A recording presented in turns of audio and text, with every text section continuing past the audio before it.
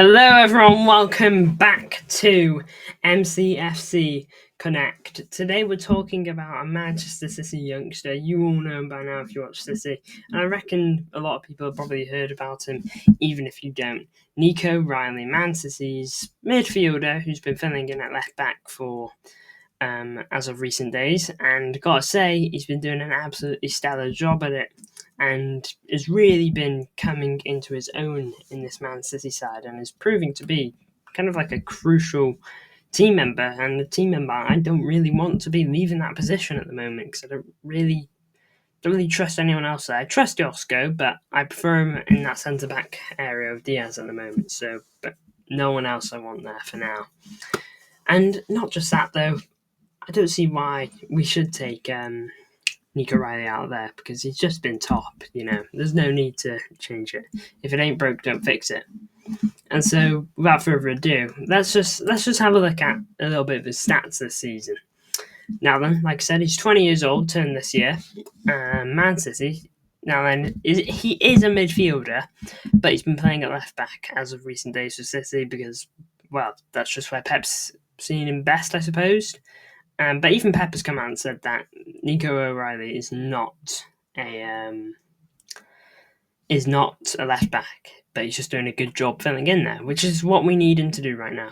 And I've got to say, he's doing it really well. He's got a contract at the moment until 2028, so his future's not really at risk, and we know the club is working on an extension, but they're not rushing it because, again, 2028, he's got a long while on it.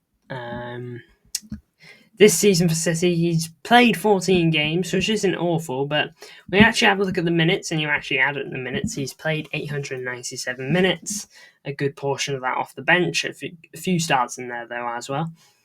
So he's not actually had even 10 games worth of football there, 90 minutes per match, obviously. He's just under that. And in that time, so in just under 10 games worth of football, he's gotten 7 G&A, which is not bad for an academy grad. Now then, a lot of people might point out, oh, well, he's got 5 of it in the FA Cup and two assists came against Plymouth, and he got 2 goals came against Plymouth, and he got a goal against Salford as well. And sure, you can make that argument, he's scoring against sides of lesser quality, but then you also look at the job he did against Bournemouth in the Cup.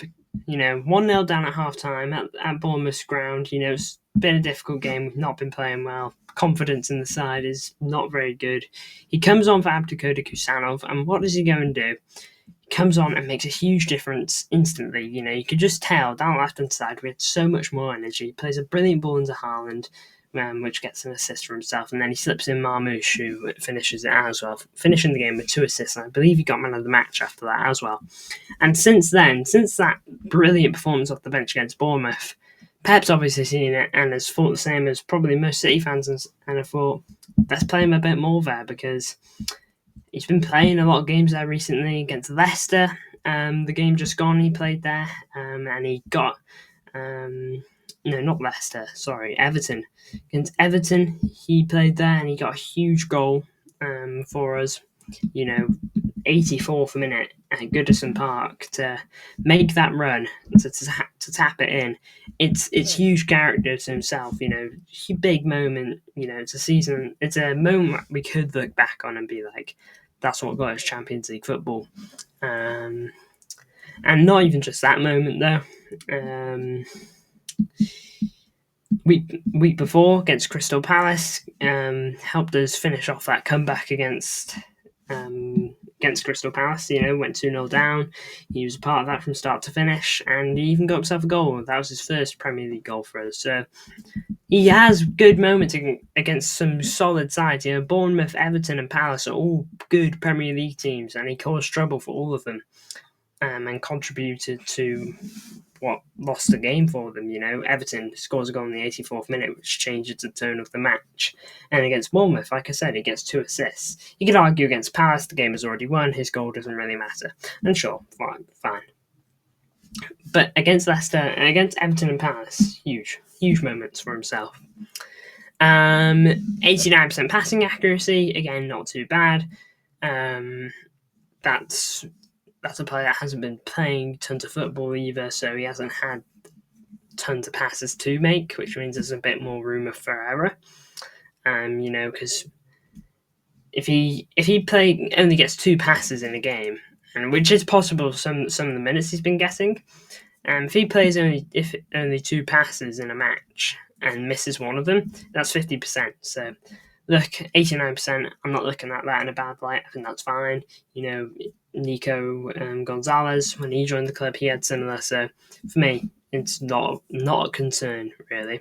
Injuries, yellow cards, red cards, he's absolutely clear this season, to my knowledge, which is good, at least from what I've read. So look, all those stats for me are just positives, positive after positive. So for me, nothing to worry about in that regard in terms of Nico O'Reilly's talent. Now then, let's go over to whoscored.com. If you watch the channel, we tend to go here a lot to have a look at the stats. So he does have assists. I don't know why it's saying he doesn't, but oh well. Let's move on. 89% passing accuracy, like I mentioned. Let's go to his defensive stats. He's been playing left back. 1.3 tackles a game. 0.5 interceptions. Doesn't really tend to foul. Doesn't tend to get caught offside either. Clearance a game. And again, we can have a look at, and you'll see the positions that he's been playing a lot. So left back.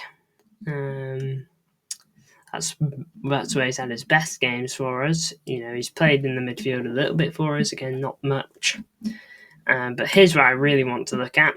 His strengths, his dribbling and his passing. And I gotta say, I think I can back it up, having watched him quite a bit. He is really good on the ball, Nico O'Reilly. A real pleasure to watch on the ball. In fact, for someone so young, so good. And with these, you'll get better at these with time. He's got so long ahead of him. I bet you some of these will be eliminated in years to come. Of course, he's not going to be perfect. He might struggle in aerial duels for the rest of his time in football, but maybe his crossing and holding onto the ball will become better. The style of play, likes short passes, likes to dribble, does not dive into tackles, commits foul often. Commits fouls often. Does he? When he doesn't really get foul per game, but oh well, sure.